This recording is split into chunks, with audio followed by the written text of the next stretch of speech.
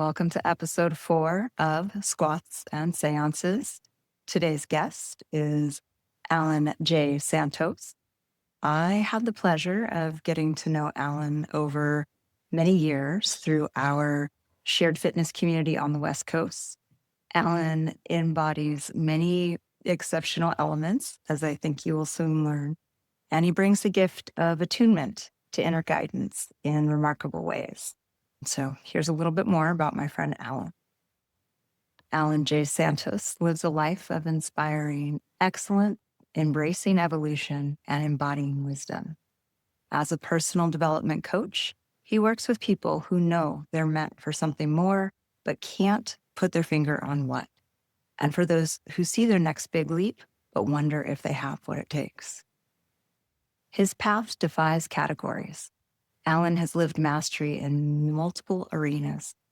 He spent 13 seasons as a professional symphony bassist, sharing stages with Yo-Yo Ma, Luciano Pavarotti, Hilary Hahn, and James Taylor, and performing at Carnegie Hall with the Toledo Symphony.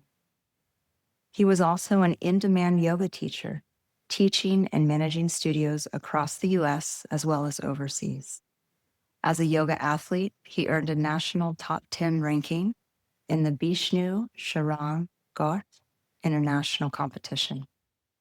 At the height of his musical career, Allan hit a wall.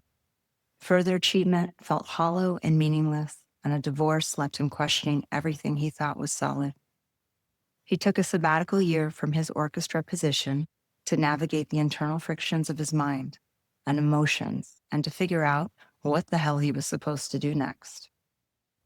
In this process, he discovered his greatest gift, helping others access their own greatness.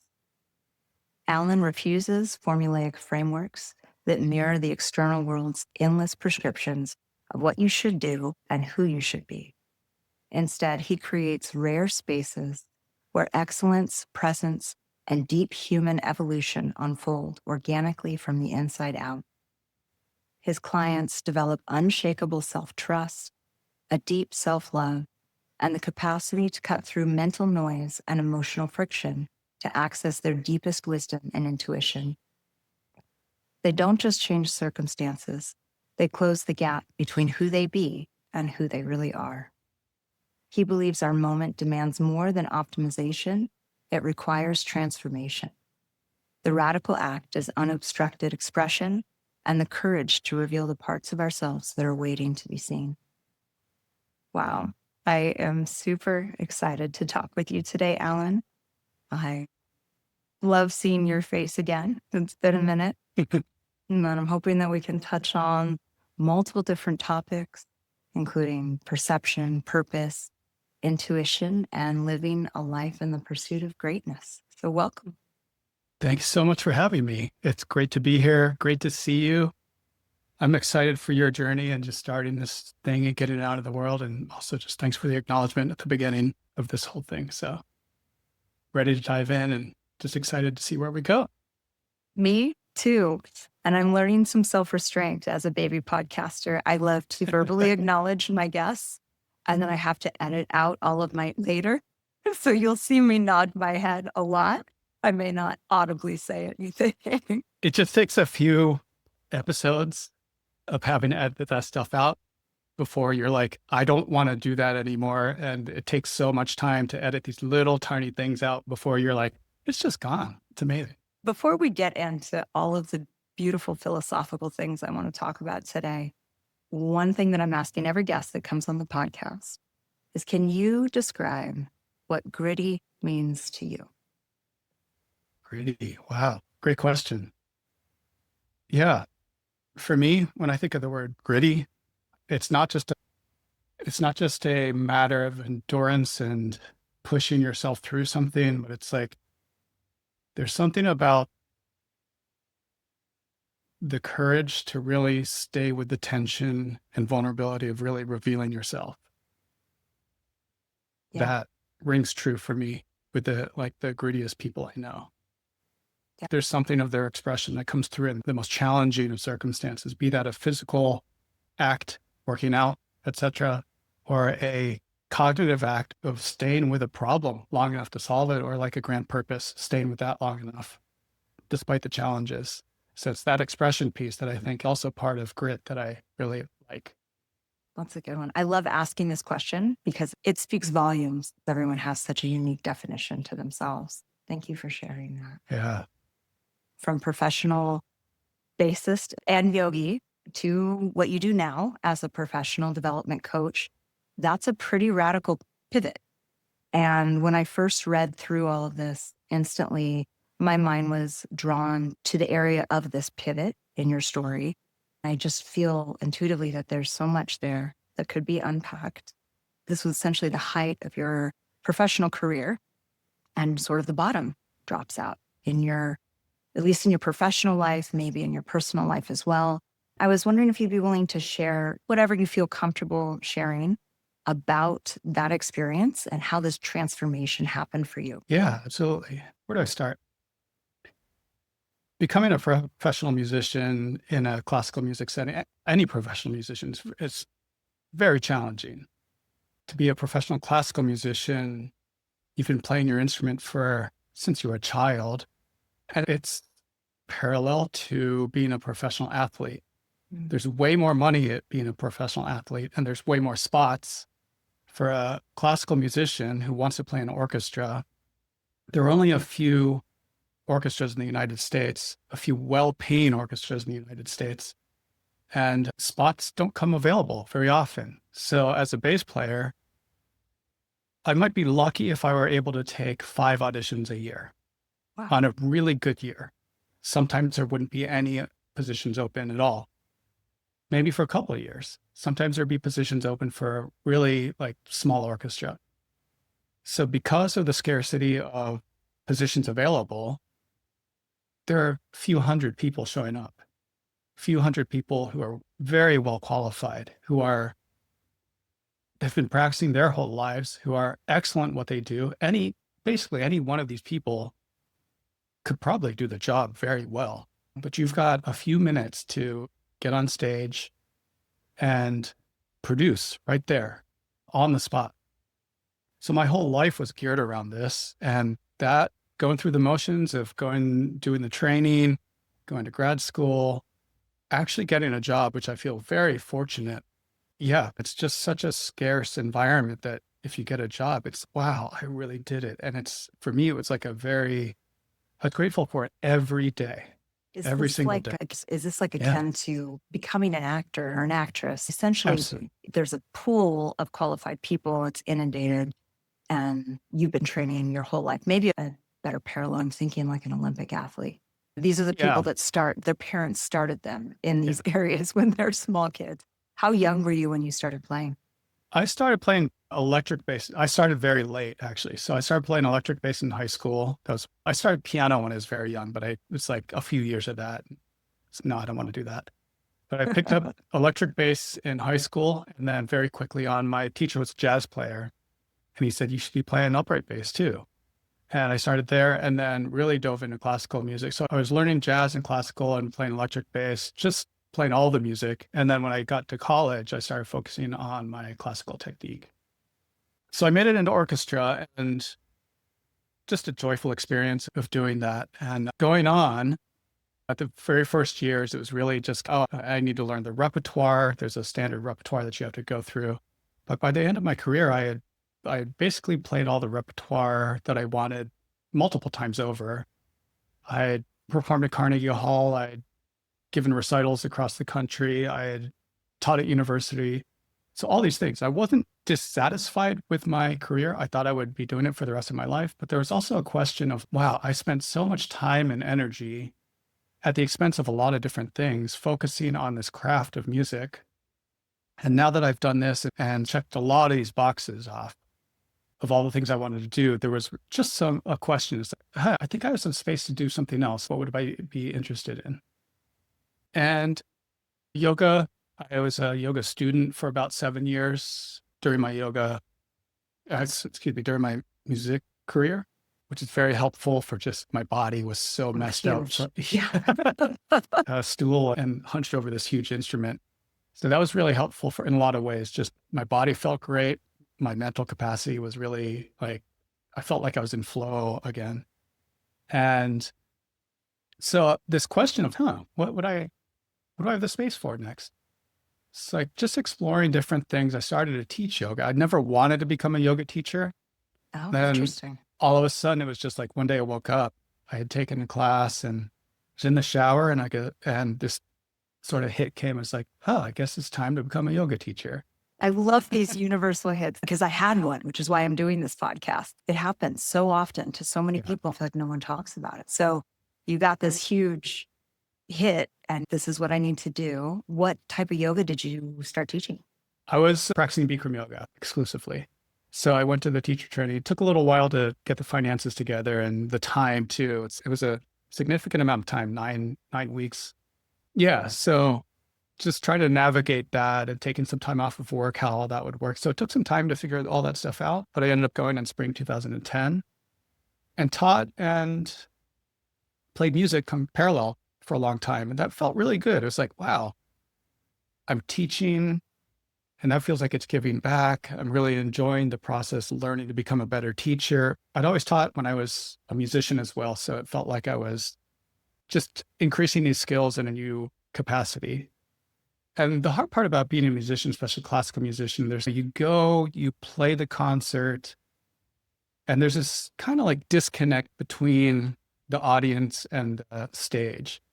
You finish the concert and that's it. And sometimes like the concerts can be really incredible, but like the connection across the stage and the audience, that can feel a little bit like something's lacking or there's an emptiness there.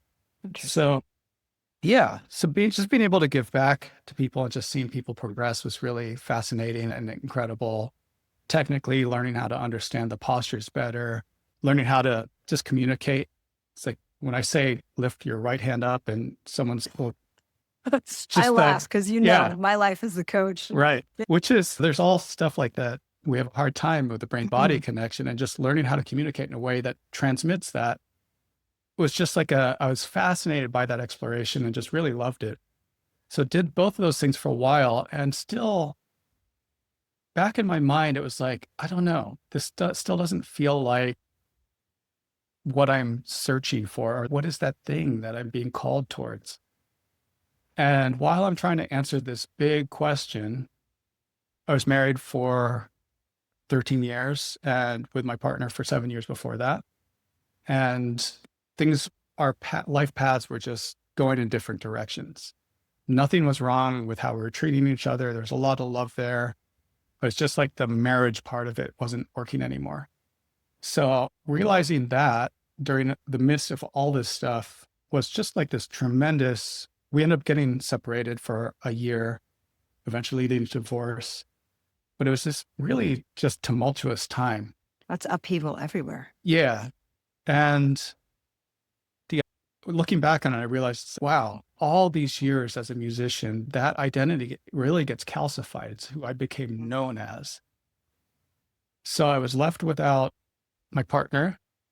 It's a huge sort of shift in identity, trying to figure out what can I do next? And I took that sabbatical year that I was talking about. I was like, I can take a year off. I thought I was going to move into yoga full time. I was like, okay, there were a lot of teachers who were opening additional studios. So I was asked a lot to come out and manage and be mentored. And it wasn't until the sabbatical year that I was like, okay, I think I'm going to open a yoga studio. Took a sabbatical year off of my orchestra, started traveling around the country, moved and started opening yoga studios. And it's very quickly early on in that whole journey. It was like a month, 2 months in. It's like, wow, this is just not at all what I want to do.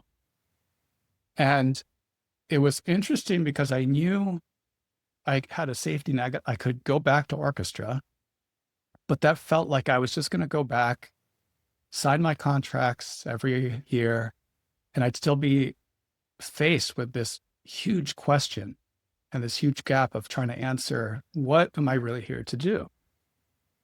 So I was like, I don't think I can go back, but I have no idea what I'm going towards.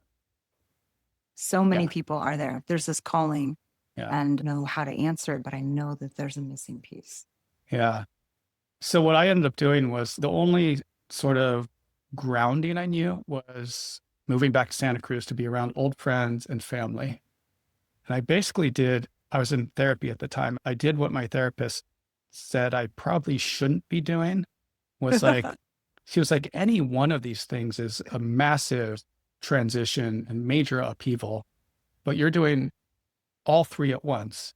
You're stripping yourself away from the environment you've been in, your primary relationship, and your work life. Yeah. So it was about a year and a half of really dark times, honestly. I think looking back, it was probably too much to take on, but I made it through. I don't know if I would do it a different way. It's just like the only way I could figure it out. And as I started to make it through, yeah, I was just staying with it and staying with the question. But as I started to make it through, I was in a bunch of therapy, which was really helpful, like very helpful. I was really heavy and things were dark, like super dark those days. I remember one time I was walking home from the studio and I wasn't in a bad part of town, but it was a city environment. So you just have Yeah. to be smart. Yeah, aware. Aware. Yeah, Yeah. that's exactly the word that came to mind. And I remember walking down the street. It's probably 10 at night after closing the studio, late class, 8:30 to 10 or something like that, or 8 to 10, 9:30, and then closing up and then walking home at 10. And I was in so much pain. I remember thinking like, I don't care.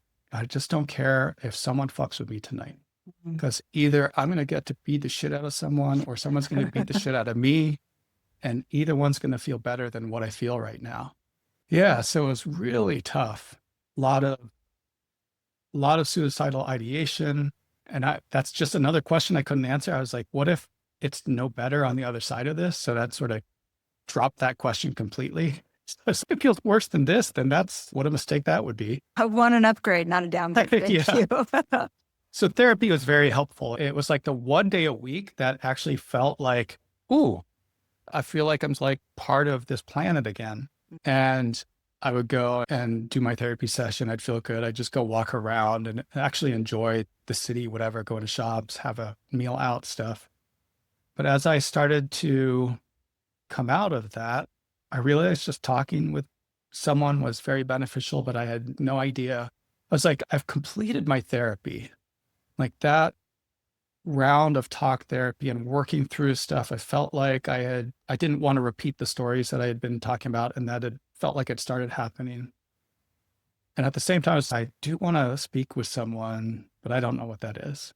And in the meantime, like a bunch of friends kept saying, man, the best thing you do is you help people with whatever they're asking about, whether it's like their yoga postures, a lot of musicians would ask me to listen to them before preparing for recitals, before preparing for auditions. And one of the things I was asked a lot about was, how do you remain so calm on stage? So it's there's a lot going on inside, but it's very calm on stage. I had no physical manifestation of my nervousness on the inside. So I was asked about that a lot. And I was like, I don't want to be a teacher. I know that yoga seemed like that might be a thing and followed that. I also knew I didn't want to do like a 4-year degree. I kept thinking about psychology, something like that. And that just felt like I wanted to do the thing now, not Right. in 4 years. So where you're at now, this is where that came from? Yeah. Out of that darkness, really. It took a while to I like this idea of you have to collect the dots before you connect the dots. And I just had a hard time. I had a bunch of dots and I couldn't connect what they were. So it took a while to be able to connect, like, what is actually going on here, and go beyond the identity pieces of it's not a teacher, it's not this. What is it that I'm doing around people all the time? I just don't even notice it. And it really was that piece of, hey, when I step in a room, somehow the game changes for everyone, no matter what I'm doing. I don't have to be teaching. I don't have to be doing anything. I might just be moving in a space. I might just be hanging out in space, and somehow the space is elevated. What I hear you describing, for me, I identify that as energy. Yeah. Your energy was at a vibrational level that people around you picked up on it. I'm so grateful that you shared about your struggles, because It's such a key component to our work is healing. And healing is not the absence of these experiences. It's not making them go away or pretending that never happened. That shadow must exist to appreciate the light that you now sit in. I've read somewhere once, I watered the ground with my tears for months or years, and now I have flowers. During times of great transition or need is usually when spirit, and I use that word because other words are more clouded for me, when that energy shows up and points us to the internal work that needs to be done so that we can release, we can embrace wholeness with ourselves. And it's usually during these really dark, challenging times of self-discovery that those huge perception shifts happen. I do think for some individuals that stay with their blinders on because it's easier to not process, maybe that doesn't happen. But if you're willing to take them off and sit in that darkness, what happened for me is fear had to just crawl all over me. And I had to realize that it wasn't going to end me, these feelings I was running from. Also, having gone through a divorce after almost 15 years of relationship and being in a horribly dark space and trying to bring two little kids through that with me, not knowing what was next and being uprooted. It's an awareness that there's something bigger at play here than just your story in that moment. I'm curious, when did you make the connection that helping people was also helping yourself heal? It's so closely interrelated, I think. It's kind of that cliche of you have to put your oxygen mask on first. So I had made it through that time, maybe not fully. Of course, there's a bunch of grief and stuff, but I had made it through enough to realize and connect these dots. Oh, wow. The moments where I'm in the greatest amount of flow, where things are timeless and where I seem to be showing up just in my power, are these moments where it's not about the context. It's not about me teaching. It's not about me playing music, as much as I love these things. But it was those moments of someone would come up to me and say, hey, how do you stay calm during this thing? It didn't even need to be that big. Like, how do you do this thing? How do you do this yoga posture? How do you remain calm on stage during yoga competition? So it was that I started to realize, wow, that's actually the thing I love doing. That's the thing that comes so naturally to me that I didn't even realize I do it. Not everyone does that. Not everyone loves that.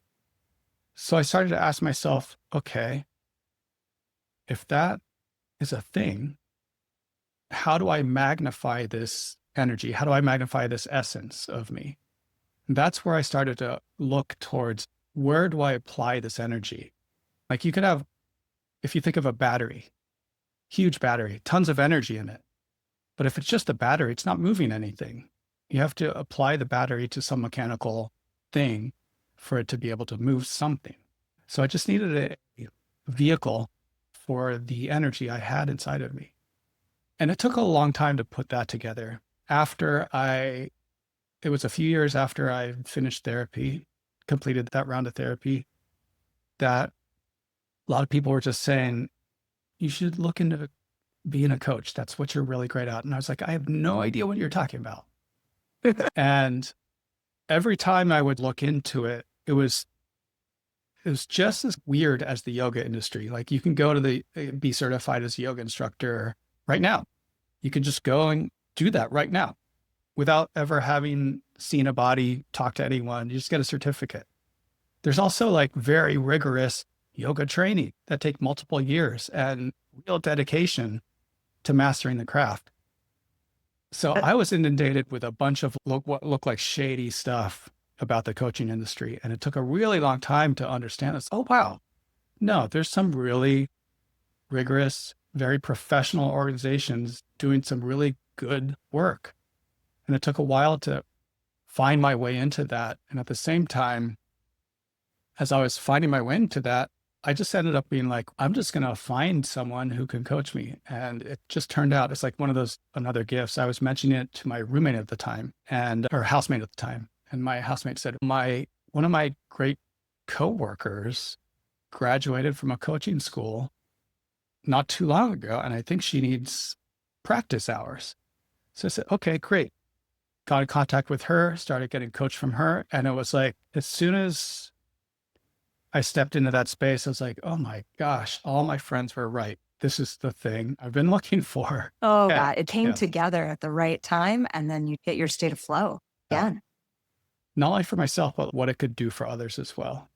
And I think there's that dual path, the craft of mastery. It's always inward for me at first, like the practice for myself, just because I love that. But also being able to transmit and help others just bring whatever they want to bring of themselves forward. It's just, for right now, it's like the thing I'm doing, and it feels like what I'm here to do. And maybe it changes and takes a different form at some point, but I'm all in on it right now. Thank you for sharing how ironic it is to me that you were in multiple arenas where you had studied extensively and you had ascended as high as you could in the mastery of that craft, whether it was your music or was your yoga. And then the thing that actually drew you away was a gift that you innately had that came up organically through all of this. And that was the missing piece to your puzzle before we fast forward to present day and talk about what you do with clients and how this change is impacting the greater collective consciousness.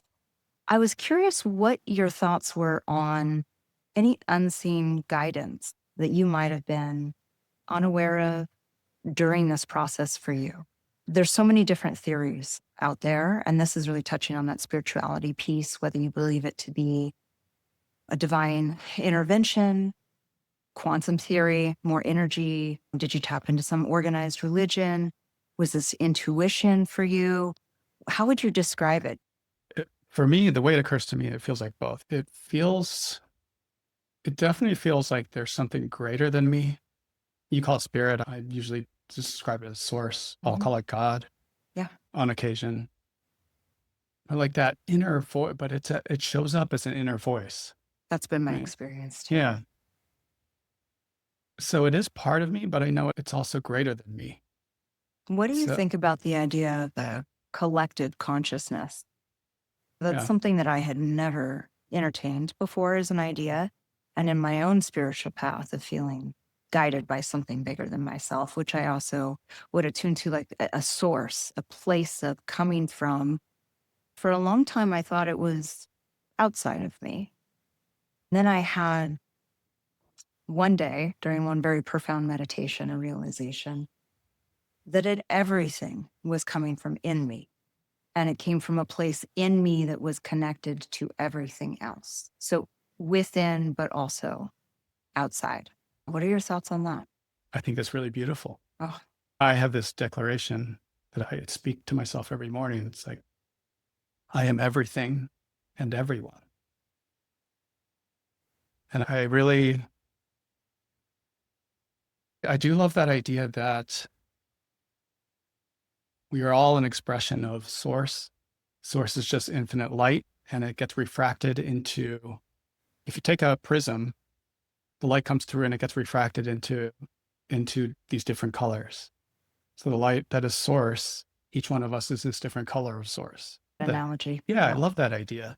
And it holds up for anyone, any of my science geeks out there. Go read some quantum theory. We are photons. We are made of light. And it is something that science is now able to really understand that I think our more spiritually connected among us have known for a long time. Yeah, that sort of blurring between that kind of quantum mechanics, physics, all that stuff, and spiritual ideas that are millennia years old. That is a really interesting gray area. The overlap of those two areas is just fascinating to me. In some ways, it feels, wow, science is catching up to deep mysteries that have just been, we've been trying to put words on for many years, and there are no words to the thing. Sidebar, have you read anything recently? I have been working through Body of Health by Francesca McCarthy. I'm probably not saying her last name right. She runs an intuitive medicine clinic out in Northern California. She really goes deep into some of the quantum theory of light and how our Yeah. bodies are really made, all of that. And it's been the first person that I've read that's been able to put together the science that I love so much with some of the non-materialistic things. I know these are connected, but I don't understand how. Do you have any suggestions for anyone that might be wanting to read something? Not so much that ties together scientific rigor, Western thought, and that kind of spirituality. David Hawking's books come to my mind. Very extensive body of work. I've only read Letting Go and just pieces of it at that. That might be a good, see if you're looking for something along those lines, just go check out some summaries on Amazon, see if anything gives you a ping, see if you're pulled to anything. That's my light reading before I go to bed at night. That's what a great thing to put in your brain as you drift off. I mean, there's so many things. Yeah. So many theories out there. I guess I had my blinders on. If you're okay, I wanted to jump to present day. So you're fully vested in this work of personal development and working with a pretty diverse client base, I imagine. One of the things that we were going to talk about today was what it means to live a purpose-filled life from the inside out. That seems to be one of the foundational hallmarks of what you're doing with clients. What does it mean to live a purpose-filled life from the inside out? There's a beautiful parable I heard not too long ago. I can't remember the country of origin or the ethnicity of origin, but it basically described like a baby comes into the world with its hands closed because it has a gift to give to the world. Every baby it just has something to give. And I thought it was, really beautiful and really touching. Yeah. And I think fundamentally, that's the ground I stand on and how I want to see the world. Each of us has something to give that is important.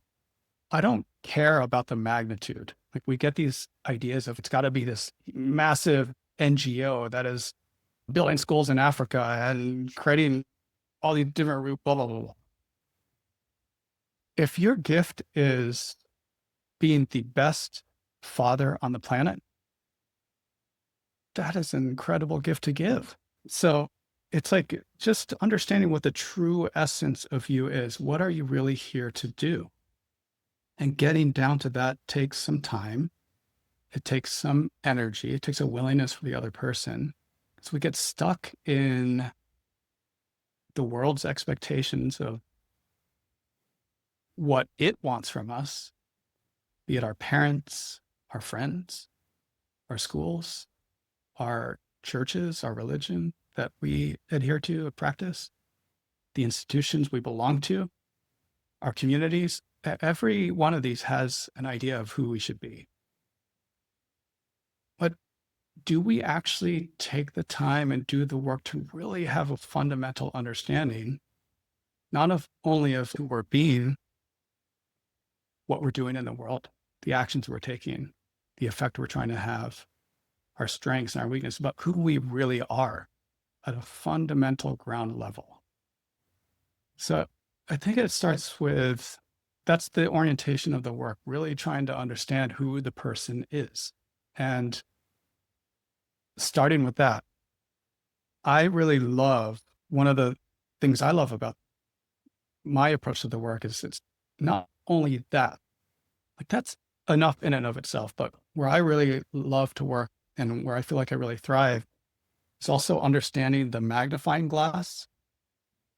So we found the light. How do we put it through a magnifying glass and have it shine and really make the impact you're here to move the world? Like one of the beautiful questions I have for people is, what is the world you want to live in?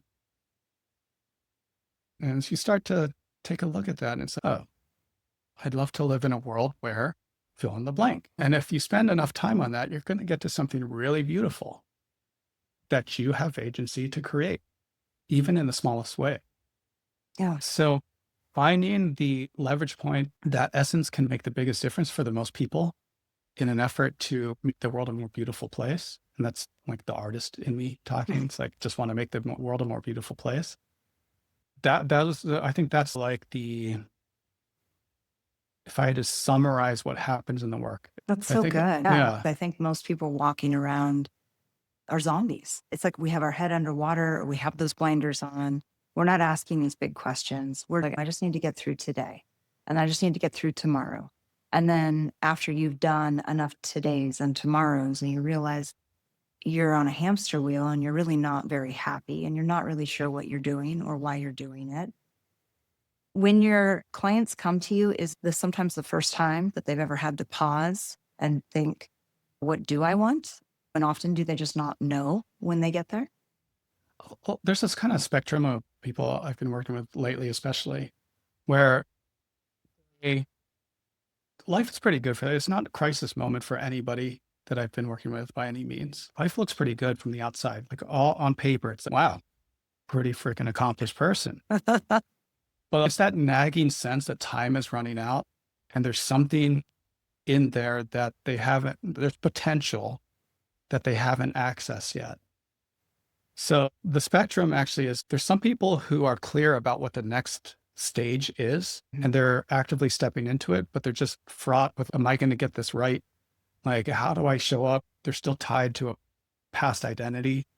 And there are like hints of people pleasing. And then also on the other side is like imposter syndrome, all these different kinds I of was going to like ask ideas. if that Yeah. came up. That would be a big one. Yeah. So as they're stepping in, it's just, I know I can show up really powerfully because this is the thing I want to do, but I'm nervous about how I'm going to do that. And then on the other side of things, it's like just that time that feels like it's running out. I'm not sure what I'm supposed to do next. And the thought of me doing this thing that I'm doing for the next year seems fine, but 5 years from now, maybe not. 10 years, that's going to be a major like bummer. If I'm doing the same thing I'm doing in 10 years, then what the hell am I doing with my life? So there's a little bit of a spectrum there, but the essence of it is still the same. Someone trying to reach in and unball their fists and give the gift that they're here to give. Yeah. You had a quote on your LinkedIn page that I love. Can I read it real quick? Yeah. Kind of share. This is a really good segue. So you said that true transformation happens at the intersection of rigorous self-inquiry, deliberate practice, and unfiltered authenticity. I hope people first remember who they are, and then we keep going until they then live, speak, and create from that place with unapologetic courage and beauty. I read that and I was like, yes, unapologetically, authentically being themselves, because when you are and you're in that presence, things just flow after that. Doors open that weren't necessarily closed before, but you couldn't even see them. Unapologetic courage in particular. What does that look like when you work with your clients or for yourself, if you have an example? Unapologetic courage. So when do we need courage? And let's start there because there's two words here. There's unapologetic and there's courage. So courage is just the ability to be scared and move in the right direction anyway. So unapologetic, when I think of this in the context that we're talking about, if we're moving in the direction that we're meant to go despite the fear, and that direction is us truly giving the gift that we're here to give, being unapologetic about that is like being unbothered by others' opinions and judgments, your own included. I feel like that one is the hardest. Yeah. It's the versus ego voice, that imposter syndrome. And that's actually one of the questions I wanted to ask is this resistance that comes up is usually, in my experience, it's internal, self-sabotaging. If I could do this thing, but maybe I'm not the right person. Maybe I just don't want to be uncomfortable right now in my space. How do you help clients bridge that gap? So every person's unique, right? So it takes a while to understand the person and how do they see the world? How do they see themselves? But let's say Bob is sitting here on our podcast with us. Hey, Bob. Yeah. And Bob says, I want to do this thing, but I'm freaking scared as hell. I feel like people are going to judge me and this and that. What would you say to Bob? What would I say to Bob? Yeah. That's a good question. I would tell Bob, you won't know unless you try. And I would also tell him that everyone else is probably more concerned about what other people are thinking about them than what they're going to think about Bob. Ultimately, underneath what you're speaking is like, Bob, you're going to be okay. So you just say, Bob, I know that's all normal stuff. And you're going to be okay. I think that's the first thing, to give it space for it to be okay. And that's the thing. Like if like someone's a parent, their kid comes up to them and has those kinds of fears, they have a response for that. They don't run from it. They're not like, what the fuck? Get the fuck out of my face. That's what we do to ourselves. We have So no the patience ability, for ourselves. yeah. So the ability to just widen and make space for that part of ourselves. And hey, it's okay. I see you. You're going to be okay. Yeah. Just a little bit of space for it. One of the things that I wanted to ask about was from my own journey of self-discovery and awakening, I came to this radically profound and deeply challenging understanding that loving oneself unconditionally is the key. It's not perfection. It's not accepting the pretty parts. It's showing up for the dark and the ugly and the parts that you want to keep hiding and embracing those feelings instead of squashing them down and running from them. I feel intuitively that the work you're doing is really built on this. And essentially, you're helping souls reconnect the wiring of themselves and being okay with themselves first, so that then they can go out and be there in these other capacities. What are your thoughts on this kind of radical self-acceptance, creating a springboard for unlimited success in a material world?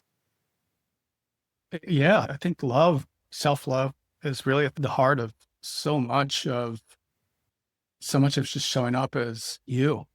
I can't remember the exact quote, but this woman, Emily Kwok, I was working with her.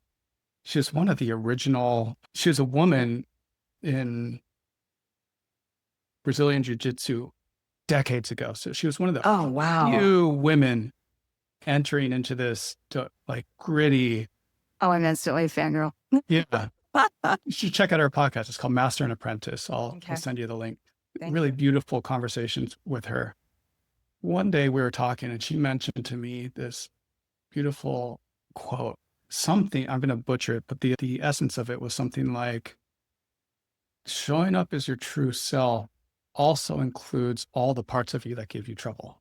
And I think the ability to not run from who you really are, all these things, even our deepest fears about ourselves, but actually including it and incorporating it, but understanding that we're much wider.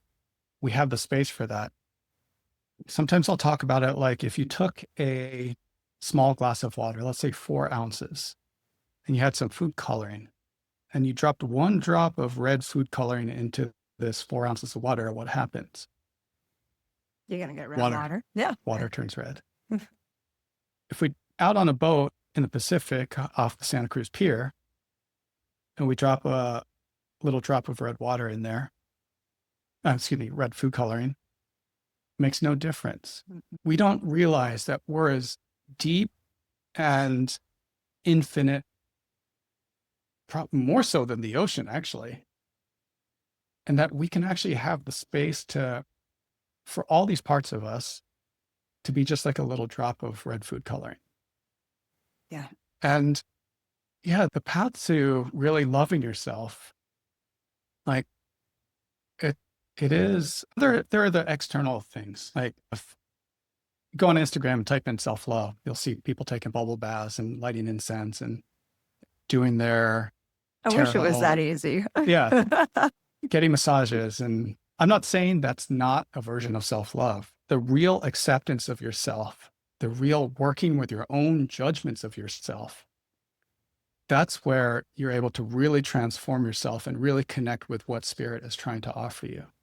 Because ultimately, the judgments we have about ourselves are the ones that we have about other people too. Yes. So by able to be loving to those judgments, we can begin to transform those. And as we see ourselves as more loving, the ground we stand on is just more loving. And what we see out in the world just is more love. Love begets love. What I believe as well is that once you do that work with yourself, then you show up for others the way that you really want to. And it's not a forced process.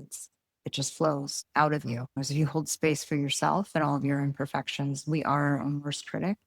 No one's going to be harsher on me than I am on myself. And then it's if I'm okay with all of that, then there's really nothing anyone else is going to do that's going to fluster me. I can Yeah. show up and love them too. Yeah. It's because you've cultivated the relationship with that inner voice. We have Bob, but let's have I don't know, what do we call him? Jerry? Yes. We've got Jerry on the other side who's just a jerk. Yeah. But if we're able to cultivate the relationship with Jerry to where he's included in the space, but he doesn't overtake it, it becomes the same relationship we have to those voices outside of us. Yes. It's almost like managing an energetic boundary with yourself, like holding this internal space of this is me and all of it is me. I really appreciate that analogy that you use, the drop, because I think our lens, our perspective can be so narrow. We think we're just this one vessel with a finite amount of dilution available, and we're just limitless. I'm probably going to butcher the Sanskrit, but soham, the I am. Right? Oh, yeah. And I think that is a great place to start. If you don't know how to do anything else about self-love and bubble baths aren't cutting it for you, go sit somewhere by yourself and just close your eyes and just repeat that to yourself while you breathe a few times. Even if you don't understand it, I feel that the body does, and energetically things will slowly start to shift. Before we have to close, I wanted to pick your brain about the intersection with the physical body. Side note for anyone listening, Allan, he's also a fantastic athlete. I've had the pleasure of coaching him in the past. The physical body plays a role in our overall picture of health and an optimized life. Where do you find these intersections in your work with individuals? The physical body with the psychological component, the neuroplasticity, and then also the spiritual that we've talked about. The body is just fascinating to me. So I think it's such a great entry point into so many different explorations. So a lot of times someone can be calcified over their identity, and it can be really tough to pierce that armor. So sometimes you have to find like an orthogonal way or an indirect way of working on some thematic material before transferring it over to the domain that they're having the challenge in and where they're trying to make a difference. I know that sounds very conceptual, but it makes a lot of sense to me. For me, it's central. It's also, if you imagine you're just a brain and a central nervous system in a jar, it's hard to imagine, but if you take a second to imagine that, it's like, well, what kind of a life is that? Like you get to think, you get to think all the things, but like you don't have a body. We live in our body. We move through our body. So our body is the first expression of us. So just the way we treat our body, first, it's the container. So if we take care of it, just on a mechanical level, the better we take care of it, the longer it's going to last, the more time we have here. So just on a very simple, that makes sense to most people. Like, that would be a good baseline to start with. We don't all do a great job, but like also the body and mind are actually one thing. We do have these separations so we can talk about it, but the mind, the body is taking in all of the inputs that are around us. It's the thing that's seeing. It's the thing that's feeling the temperature. It's the thing that's sensing. It's doing all of this stuff before we can consciously think about it. And a lot of it's getting processed, but not filtered into the conscious. Correct. So part of it is starting to bridge the gap also between the subconscious and the conscious. That's where tapping into intuition, and intuition can be like this tricky, slippery thing. Shit, I have these experiences where things click, and well, you can actually train it. Yes, you can. Right? Yeah. So one of the things, it's like, how do you do that, you can start just being with your senses. And that's the first thing. We've all had this, probably had this experience of feeling, I don't know, like an intuitive sense of what to do next. Good example. Wow, I just met that person. That he didn't feel right. She felt off. That's our intuition talking to us. Or like sometimes we'll go into the fridge and is this good? Date sounds right. Smell it. Smells fine. But somewhere inside of us, we're Yeah. processing this stuff. It's like our logical mind is battling against our intuition. What we do with that. So this thing is like running all the time. And the more we can tune into it, it is the source of like wisdom. I make a distinction between instinct and intuition. Yeah. Instinct is the thing that is, it's important. It is I don't want to call it a lower level of intuition, but it's like a more baseline. It's trying to just keep us alive. Your reptilian brain is just like body function, respiration, heartbeat. You got your mammalian brain that is a little bit higher functioning, but still not in the prefrontal cortex area where subconscious and consciousness need to live. And then intuition, if you can begin to train yourself to tap into it, seems to be like guiding us or nudging us towards something. I don't even want to put a value on it.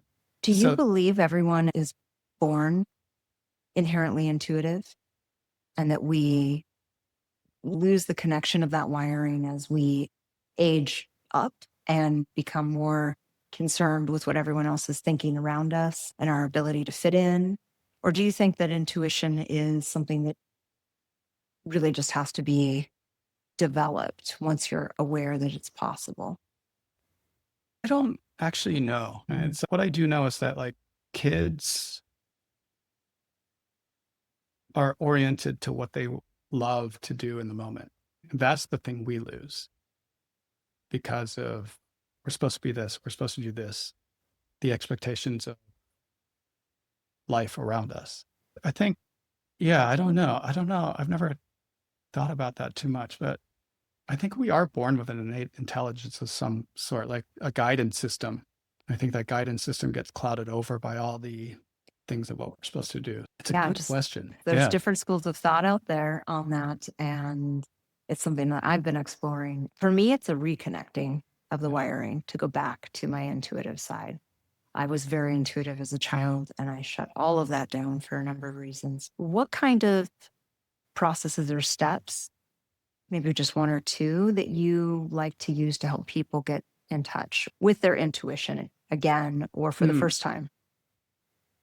Oh, wow. If we're talking about intuition, the very first thing you got to do, like that's important, is to just find some stillness. This will go for almost anything. It could be intuition, could be like, how do I find my purpose? It's almost anything was going to be starting with stillness. Take, 3 minutes to do nothing. Just set a timer to do nothing. Maybe it's 5 minutes, whatever it is. It's not meditating. It's not journaling. It's just sitting down and doing nothing. And your mind is going to go bonkers. Oh, it does. Yeah. This is a practice of mine because it's something I struggle with. If you do this for a while, it's like a snow globe. Shake up a snow globe. It's like just cloudy. Can't see what the picture is. And like intuition is in the middle of that snow globe. We're too busy doing all this stuff. We've disconnected from it long enough that we're shaking it up. So to take the time to just settle the snow in the snow globe, you will connect with your intuition. It's the first thing is you got to create space to look up at the blue sky. Just doing nothing. So you will start to feel just an internal something. I'm not sure where it's going to be located, but spend enough time there, you will feel something inside of you that is very still. Grounded comes to my mind. There's not a lot of words that come from it. It might be a whisper or two sometimes.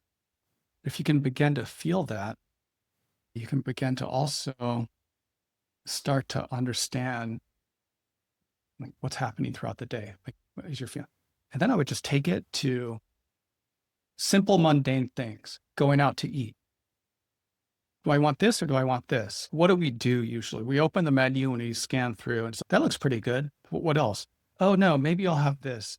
Oh no, but there's this. Wait, which one do I want? I don't know. Bob said this was really good. Yeah, but I had this last time, and that was really good. So now I'm in this decision thing about which one is going to be better. And I don't know, but like initially you were drawn to something. Just try that. See how that works out for a while. Try going with your first impulse just for a while in some really mundane, like zero consequence thing, like going to a restaurant. We get so hung up on all of these decisions that we have to make and we overthink everything. Have you heard of the concept of using physical feedback from your body as a way to guide your decision through intuition? Asking your body a question, saying, body, show me yes. And then maybe you lean one way or your balance shifts one way, or body, show me what is no. And when you ask then question of yourself, maybe it's just, do I want to go get coffee?